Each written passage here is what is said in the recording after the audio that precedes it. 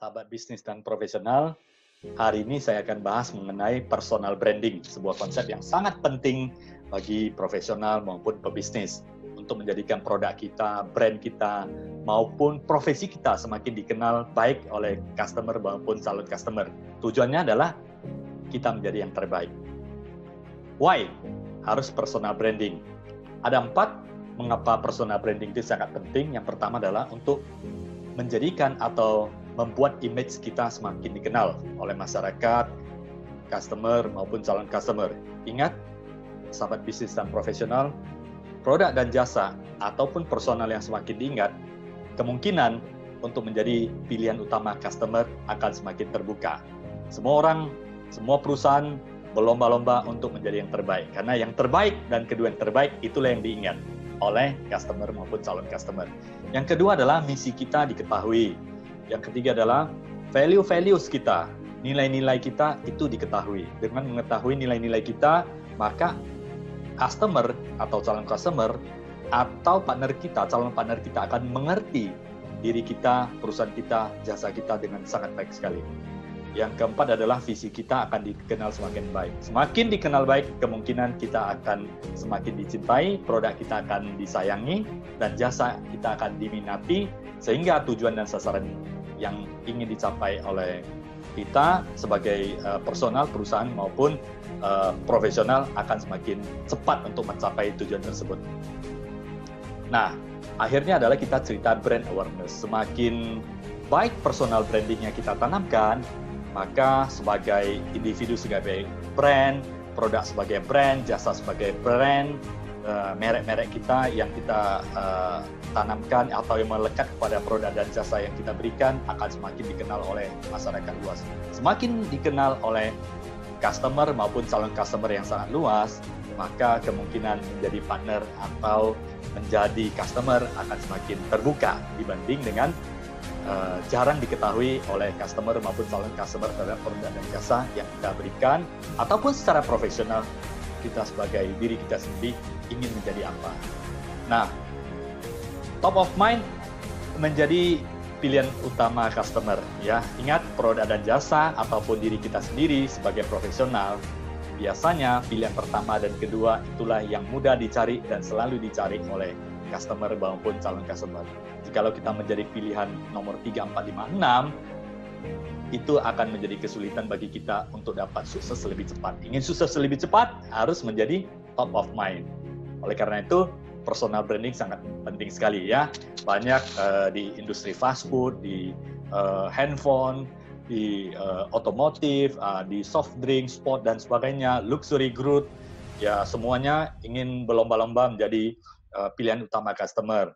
That's why mereka melakukan personal branding yang sangat bagus sekali, dan kemudian produk dan jasa secara profesional juga mereka akan semakin dikenal. Nah, siapa saja who yang membutuhkan personal branding? Bos sudah tentu. Mengapa bos membutuhkan personal branding? Walaupun para bos sudah memiliki perusahaan dan uangnya sangat banyak sekali. Nah, bos yang memiliki karakter atau brand yang baik, bos yang memiliki sebuah, saya katakan adalah memiliki identik dengan bos yang dicintai, bos yang memiliki visioner, adalah bos yang dicari para karyawan atau para pencari kerja. Oleh karena itu, bos yang baik akan menarik banyak sekali profesional-profesional yang kuat untuk bergabung di perusahaan yang dipimpin bos tersebut, dan akhirnya perusahaan dengan berkumpulnya banyak orang-orang pintar di dalamnya akan mempercepat dan membuat perusahaan tersebut menjadi semakin maju dan berkembang dengan cepat sekali dibandingkan dengan perusahaan-perusahaan yang keterbatasan terhadap rekrutmen talenta-talenta yang berkualitas. Nah, yang kedua adalah sebagai karyawan kita membutuhkan personal branding, karena karyawan yang cenderung memiliki personal branding yang bagus, karyawan yang semakin dikenal karena mungkin keterampilan, karena komunikasi, karena konsistensi, karena keuletan bekerja, karena memiliki visi-visi yang sangat bagus, karena prestasi yang dimiliki, itu akan menjadi personal branding yang bagus, dan akhirnya karyawan yang memiliki personal branding yang bagus akan menjadi pilihan utama jikalau perusahaan ingin ekspansi, dan biasanya karyawan-karyawan yang memiliki prestasi dengan personal branding yang bagus, mereka lah yang mendapat kesempatan yang utama oleh HRD maupun pimpinan perusahaan. Nah, dokter juga ya personal branding, walaupun dokter tidak boleh secara langsung mempromosikan profesi mereka, tetapi mereka bisa menciptakan personal branding yang bagus melalui pasien-pasien yang disembuhkan, komunikasi yang baik dengan pasien, spesialisasi yang mereka tekuni, sehingga semakin baik akan semakin dikenal dan menjadi pilihan utama dari pasien maupun calon pasien. Anggota DPR juga termasuk ya, senator ini membutuhkan personal branding yang bagus, sehingga pada saat pemilihan anggota senat maupun anggota dewan, biasanya mereka yang memiliki personal branding yang mudah diingat dan akan dikenal oleh masyarakat, kemungkinan untuk mendapatkan suara yang terbanyak atau kedua terbanyak itu sangat berpotensi, sangat besar sekali. Dan yang kemudian pengacara juga ya, pengacara walaupun tidak boleh melakukan promosi, tetapi personal branding seperti apa case-case yang mereka selesaikan, ya, kemudian pandangan-pandangan mereka, argumen-argumen terhadap hukum yang mereka menangkan di pengadilan, itu menjadikan mereka adalah seorang personal brand yang sangat bagus sekali. Ya, even itu adalah lawyer juga membutuhkan sebuah personal branding supaya mereka menjadi pilihan utama dari corporate maupun klien atau personal klien yang ingin membutuhkan jasa mereka. Akuntan juga ya, akunting, akuntan, seorang yang menekuni di bidang akuntansi juga membutuhkan personal branding, sehingga akuntan publik ya biasanya mereka akan menjadi pilihan utama dari perusahaan-perusahaan yang ingin melakukan evaluasi audit terhadap laporan keuangan yang dibutuhkan oleh perusahaan tersebut. Nah, ini beberapa contoh ya. Michael Jordan sangat konsistensi terhadap bola basket sehingga menjadi seorang pemain yang sangat dikenal di seluruh dunia, bahkan setelah lama pensiun namanya juga menjadi sangat melegenda, termasuk beberapa produk yang di endorse oleh Michael Jordan seperti Nike Jordan itu luar biasa sekali ya. Michael Jordan memiliki personal branding yang sangat bagus. Dengan prestasinya dia membentuk seorang pemain basket legendaris sampai sekarang menjadi sangat terkenal walaupun sudah pensiun, dan ini adalah jati diri yang sangat luar biasa. Rock juga sama, rajin mempublikasikan seorang pegulat dan kemudian menjadi bintang film yang terkenal, rajin selalu berkomunikasi dan membuat personal brand-nya menjadi sangat kuat sekali. Nah, kemudian consulting juga, konsultan ya, sebuah perusahaan konsultan atau mungkin seorang profesional di bidang jasa konsultasi, training maupun sebagai pelatih, itu sangat penting sekali untuk melakukan personal branding. Yang tentunya personal branding ini nanti saya akan sharing bagaimana strategi maupun taktik yang harus dilakukan supaya nanti personal branding kita semakin lama semakin kuat, semakin jelas. Apa yang harus dilakukan untuk menjadi brand yang kuat secara personal ya? Yang pertama adalah competitor analysis. Kita harus mempelajari. Ada sebuah konsep, kita harus menganalisis kompetitor, misalnya pesaing, baik itu pebisnis, produk dan sebagainya. Kita harus mengetahui kekuatan kompetitor itu di bagian mana. Apakah kredibilitas, apakah mungkin dari sebuah, saya katakan sebuah produk mereka kuat di inovasi dan sebagainya. Ya, perusahaan atau personal yang ingin melakukan branding itu bisa mencari diferensiasi atau pembeda-pembeda yang berbeda ya, memiliki keunikan dibanding dengan kompetitor yang ada. Ataupun misalnya kompetitor tidak memiliki keunggulan, semua sama. Perusahaan atau personal yang melakukan branding ya, katakanlah Anda sebagai olahragawan, misalnya contoh banyak pemain bulu tangkis di dunia yang sangat kuat sekali. Namun untuk membuat seorang menjadi pebulu tangkis yang berbeda ya harus memiliki kecepatan atau mungkin dikenal sebagai untuk jagonya di net ya, spesialisasi pebulu tangkis yang memang sangat piawai di dalam bermain net, apakah juga menjadi seorang dengan smash yang sangat tajam dan cepat sekali. Nah, kita bisa membuat perbedaan-perbedaan dengan kompetitor sehingga semakin dikenal. Saya sendiri di konsultan, di coach dan trainer, di sales, marketing, management, dan bisnis, di Indonesia banyak sekali konsultan, pelatih, maupun trainer ya di bidang yang sama.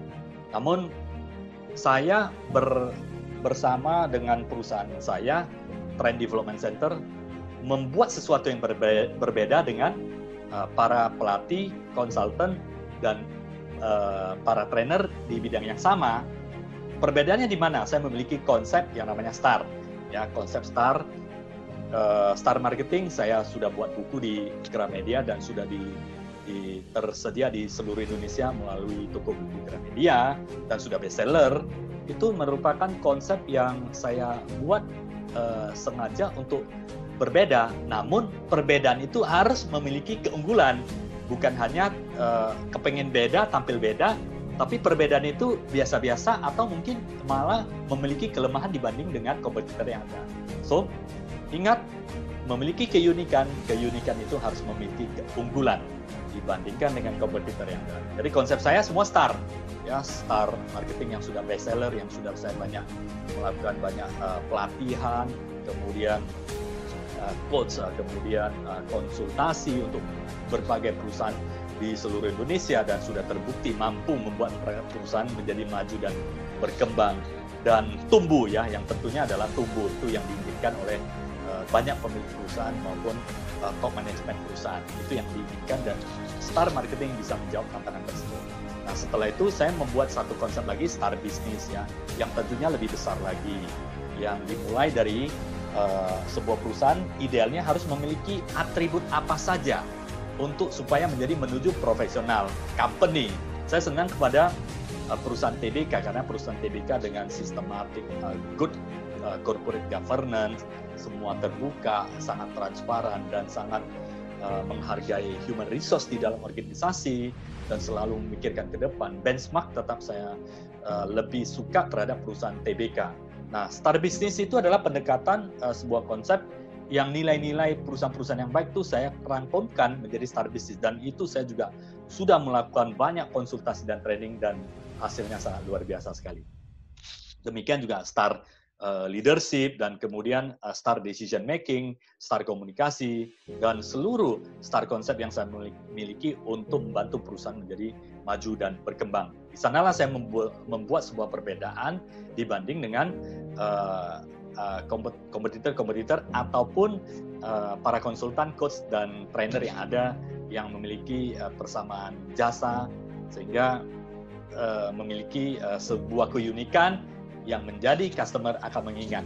Begitu melihat konsep saya, itu banyak klien saya yang sudah mengikat STAR konsep. Nah, ini yang saya tanamkan secara terus-menerus, namun ingat, quality harus dijaga dan ditingkatkan secara terus-menerus.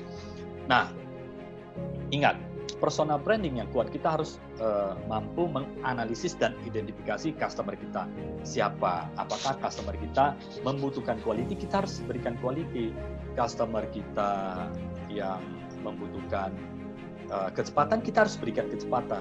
Dan kemudian customer kita dari segi demografi, ya, umurnya, jenis kelamin, dan sebagainya. Kita harus memang melakukan analisis supaya secara personal kita akan semakin dikenal baik oleh mereka, ya, termasuk biografi, jangkauan produk dan jasa kita itu sampai sejauh mana, apakah untuk Pulau Jawa, Jakarta, atau Indonesia Timur, atau seluruh Indonesia. Kita harus pastikan analisis customer dengan baik. Sekarang sudah sangat mudah sekali sih, dengan offline dan online kita bisa menganalisis dan memetakan customer kita dengan baik sehingga fokus terhadap branding yang ingin kita tujukan itu sekarang dengan menggunakan online bisa sangat spesifik sekali, ya. Dan kemudian diri kita sendiri, jikalau kita tidak memiliki keunggulan, carilah keunggulan kita yang bisa menjadi pembeda atau keunggulan dibanding dengan kompetitor-kompetitor yang ada di pasar, ya. Semakin unik, semakin berbeda, semakin mudah diingat oleh customer, calon customer, client, atau pelanggan kita. Ya, semakin sama, kita akan menjadi komoditi. Ingat ya, Bapak Ibu semuanya, carilah perbedaan-perbedaan yang memiliki keunggulan sehingga mempermudah untuk diingat oleh customer maupun calon customer. Nah, ini diferensiasi tadi sudah saya sampaikan adalah keunikan kita, dan kemudian bagaimana ini untuk membuat personal branding yang bagus. Tadi sudah disampaikan mengapa harus personal branding, apa yang ditonjolkan dari segi visi, misi, values, dan kemudian diri kita sendiri, image apa yang mau kita tonjolkan, dan kemudian apa yang harus dilakukan, dan kemudian ini bagaimana melakukannya, ya, personal branding.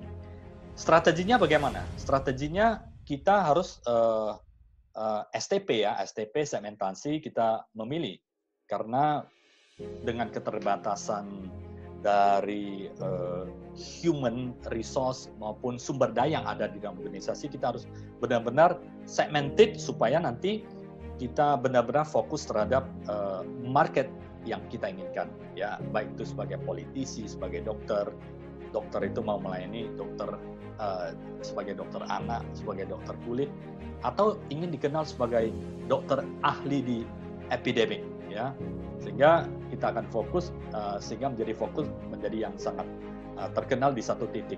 Kita tidak perlu untuk menjadi terkenal di semua, karena sangat mustahil, ya, kita bisa sekaligus semuanya menjadi number one. Tapi pilihlah salah satu saja yang menjadi kuat, diasah terus menerus, itu akan membuat personal branding kita akan semakin kuat. Nah, kemudian baru targeting dan positioning. Ingat, positioning adalah kita akhirnya sebagai personal yang memiliki produk dan jasa ingin dikenal sebagai apa, ya, ingin dikenal sebagai konsultan yang paling top, konsultan yang terpercaya, konsultan yang menyelesaikan masalah, yang memberikan keuntungan pada klien. Saya selalu itu memberikan benefit-benefit yang sangat lebih kepada klien sehingga mereka menjadi puas, akhirnya memberikan rekomendasi. Giving value to our customer melalui keahlian yang kita miliki, positioning, ya. Kemudian dokter mau posisikan sebagai dokter anak, dokter bedah dan sebagainya, pengacara di bidang bisnis atau pengacara di bidang pidana dan sebagainya, yang tentunya yang sebagai melalui kegiatan-kegiatan yang kita tunjukkan, yang kita kreasi, inilah bukti kita kepada klien maupun calon klien kita. Dan kemudian taktiknya kita bisa ada produk dan service yang kita berikan, ya, secara konsisten. Hukumnya adalah konsisten. Apa yang kita kerjakan itu harus konsisten.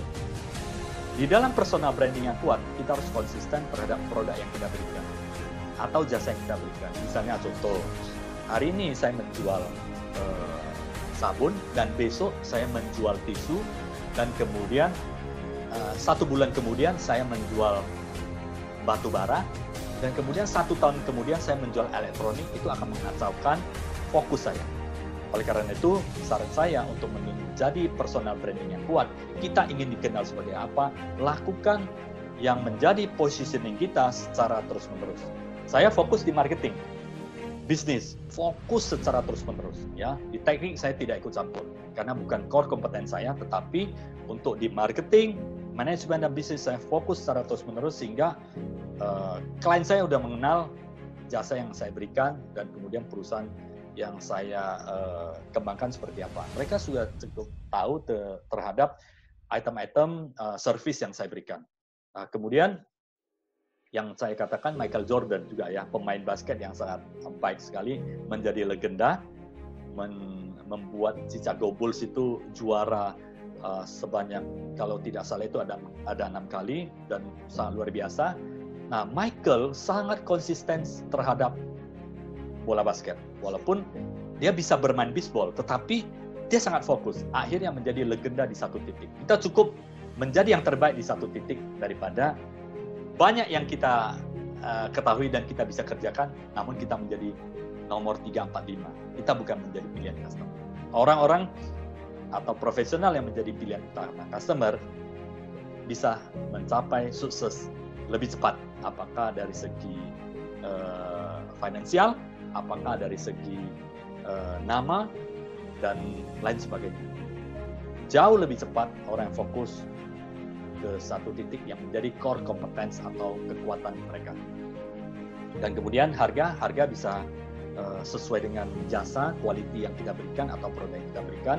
Nah, sekali lagi adalah konsisten. Jikalau kita giving value dengan harga yang premium, kita harus menjaga quality kita, produk kita juga menjadi premium.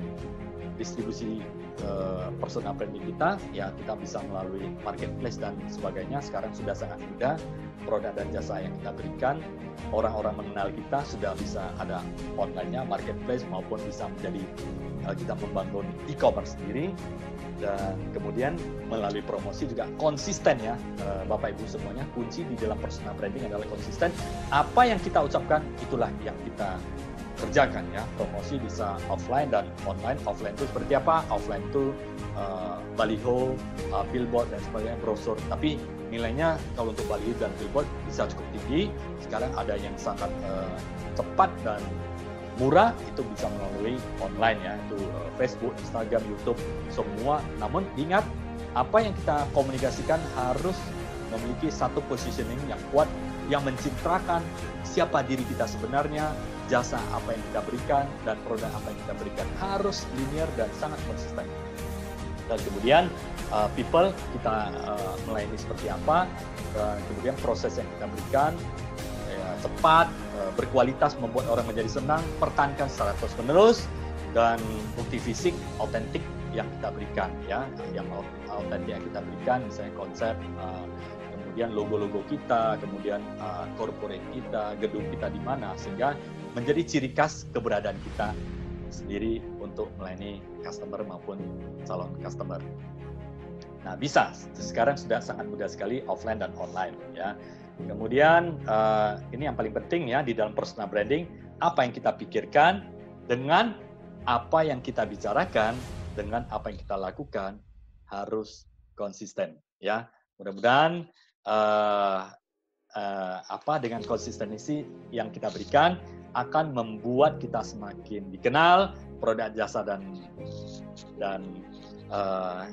apa yang kita berikan kepada masyarakat maupun calon customer semakin diterima dan semakin diingat, bahkan kita menjadi top of mind pilihan customer yang kita cintai ya. Caranya adalah yang tadi konsisten, dan kemudian yang paling penting adalah kita harus upgrade secara terus-menerus skill and knowledge.